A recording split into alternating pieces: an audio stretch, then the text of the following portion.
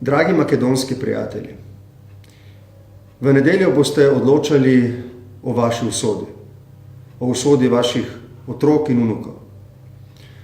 Odločali boste po vaši vesti, tako kot vi najbolje veste, da je dobro za vašo prihodnost in prihodnost vaših otrok.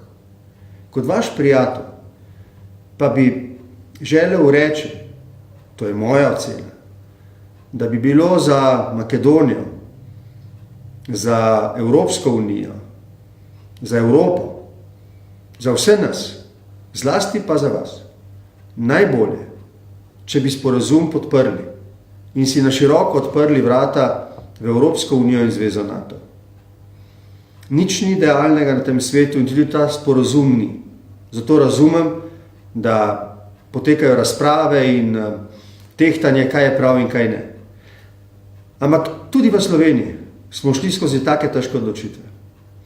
In se na takih pomembnih zgodovinskih križičih odločili, da damo prednost pogumnim odločitvam, zrelim odločitvam, odločitvam, ki odpirajo vrata v prihodnost. In ni nam žal. Upam, želim si, da bi se odločili tako, da bi Makedoniji bila vrata v prihodnost na široko odprta. Mi in vi smo veliki prijatelji, držimo pesti za vas, upamo na najboljše. Z vami bomo v nedeljo posebej tesno v mislih. Vse najboljše. Srečno, Makedonija!